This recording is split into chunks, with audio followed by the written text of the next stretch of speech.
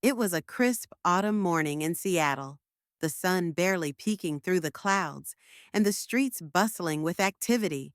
Bill Gates, now a well established figure in the world, decided to take a break from his busy schedule and revisit the city that had played such a pivotal role in shaping his life. Clad in a simple gray sweater and jeans, he wandered through the familiar streets, breathing in the cool air. As he walked, his thoughts drifted back to the early days of his career, to the moments of uncertainty, to the people who had supported him along the way. But little did he know, this walk would lead him to someone who would remind him of the importance of kindness and giving. Bill passed by a small, quaint cafe when something caught his eye. Sitting on the bench outside was a familiar face, someone he hadn't seen in years. It was his old high school teacher, Mr. Thompson, a man who had once inspired him to push boundaries, to think beyond the ordinary. Mr. Thompson had always been more than a teacher. He had been a mentor, guiding Bill through his early years, helping him believe in his dreams, even when they seemed impossible. But time had not been kind to Mr. Thompson.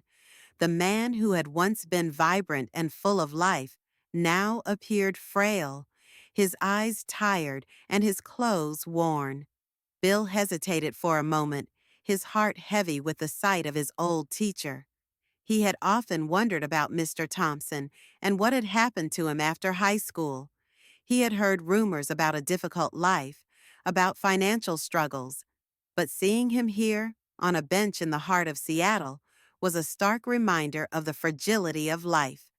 Without a second thought, Bill approached him. "Mr. Thompson?" Bill called gently. The old man looked up in surprise, his tired eyes widening when he recognized the figure standing before him, Bill Gates. He had not expected such a sight. Bill's presence was unexpected, but it also brought a rush of memories flooding back. "Bill, is that really you?" Mr. Thompson asked, his voice shaky but filled with a sense of wonder. Bill smiled warmly and knelt beside him. "It's me, Mr. Thompson. I didn't expect to find you here. How are you?" Mr. Thompson sighed, his face etched with years of hardship. "I'm getting by, Bill. Life hasn't been too kind, but I'm thankful for the memories of the past. You always had a bright future ahead of you. I just hoped you wouldn't forget about the people who helped you get there." Bill's heart sank as he listened to his teacher's words. He had never forgotten Mr. Thompson, but he hadn't realized the struggles the man had endured over the years. He reached into his pocket, pulling out his phone and dialing a number. "Margaret, I need you to help me find a place for Mr. Thompson," Bill said with resolve. "Find a nice apartment and make sure it's ready today. And call a doctor too, someone who can come over and check his health. We need to get him some help, fast." On the other end of the line, Margaret responded immediately. "I'll get on it right away." Mr. Gates' Bill hung up the phone and turned back to Mr. Thompson. "Help is on the way, I promise. We're going to get you the care you deserve. But first, let's get you something to eat. You must be hungry." Bill flagged down a nearby food truck and purchased a warm bowl of soup and a sandwich for Mr. Thompson. The old man's hands trembled as he took the food, but his eyes sparkled with gratitude.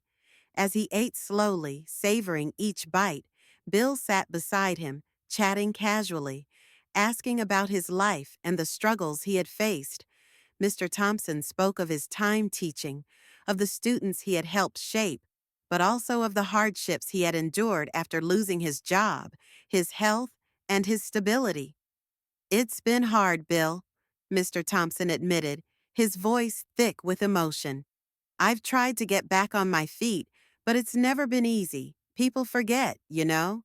They forget about the ones who helped them, the ones who believed in them." Bill nodded, understanding the weight of those words. He had never forgotten his teacher, but he realized how much more he could do, how much more he should do. Minutes later, a sleek black SUV pulled up in front of the cafe. A well-dressed driver stepped out, holding open the door. Bill turned to Mr. Thompson and gently placed a hand on his shoulder. "This is for you," Bill said. "We're taking you somewhere safe." Mr. Thompson looked up, his eyes filled with confusion. "But why, Bill? You don't even know what I've been through." Bill smiled, a look of deep compassion in his eyes. "Because someone should have helped you a long time ago, Mr. Thompson. You've given so much to others. It's time someone gave back to you." The SUV whisked them away to a nearby luxury hotel where the staff, prepped by Margaret, welcomed Mr. Thompson with open arms. The hotel was elegant, with marble floors and soft golden lighting. Mr. Thompson was escorted to a suite on the top floor, where,